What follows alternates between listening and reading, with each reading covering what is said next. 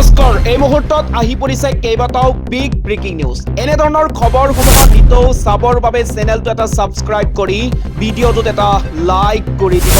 আকৌ হিংসাৰ জুইত জ্বলিছে বাংলাদেশ শেখ মুজিবুৰ ৰহমানৰ বাসগৃহত আক্ৰমণ খবৰ পোৱাৰ মতে কিছু প্ৰতিবাদকাৰীয়ে বাসগৃহ আৰু এটা সংগ্ৰহালয়তো প্ৰৱেশ কৰিছিল তাৰ পিছত তেওঁলোকে ভেলকনিত উঠি ধ্বংস কাৰ্য আৰম্ভ কৰে এইটো খবৰ পোৱা গৈছে যে বাসগৃহত অগ্নি সংযোগ কৰে ক্ষুব্ধ প্ৰতিবাদকাৰীয়ে ইয়াৰ কেইবাটাও ভিডিঅ' আৰু ফটো দ্ৰুতগতিত সামাজিক মাধ্যমত ভাইৰেল হৈ পৰিছে এই মুহূৰ্তত আহি পৰিছে আন এটা গুৰুত্বপূৰ্ণ খবৰ হিংসাৰ জুইত জ্বলিছে বংগবন্ধু মুজিবুৰ ৰহমান শেখ হাছিনাৰ বাসগৃহ বুধবাৰে ভাৰ্চুৱেল মাধ্যমেৰে ভাষণ দিয়াৰ কথা আছিল বাংলাদেশৰ প্ৰাক্তন প্ৰধানমন্ত্ৰী শেখ হাছিনাৰ আৰু তাৰ পূৰ্বে বংগবন্ধুৰ ধানমন্ত্ৰিত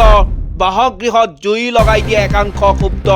জনতাই মাজনিশা ক্ৰেং আনি ভাঙি পেলোৱা হয় বংগবন্ধুৰ স্মৃতিৰ বিজড়িত ঘৰটো এই মুহূৰ্তত আহি পৰিছে আন এটা বিগ ব্ৰেকিং নিউজ সঁচাকৈয়ে হাত ভৰি বান্ধি আমেৰিকাৰ পৰা অনা হৈছে নেকি অবৈধভাৱে বাস কৰা ভাৰতীয়ক ভাইৰেল ফটোৰ আঁৰত সত্যতা জানক ছ'চিয়েল মিডিয়াত ভাইৰেল হৈ পৰিছে এখন ফটো য'ত দাবী কৰা হৈছে যে অবৈধ অনুপ্ৰৱেশকাৰী ভাৰতক হেণ্ডকাপ আৰু ভৰিত শিকলি বান্ধি অনা হৈছে ফটোখনৰ সন্দৰ্ভত কংগ্ৰেছ নেতা পৱন খেৰাই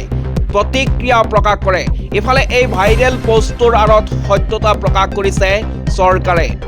পাঞ্জাৱ অমৃতসৰত অৱতৰণ কৰে এখন আমেৰিকান সামৰিক বিমানে য'ত 104 জন অবৈধ ভাৰতীয় অনুপ্ৰৱেশকাৰী কঢ়িয়াই অনা হয় বিমানখন অৱতৰণ কৰাৰ লগে লগে ছ'চিয়েল মিডিয়াত এটা পোষ্ট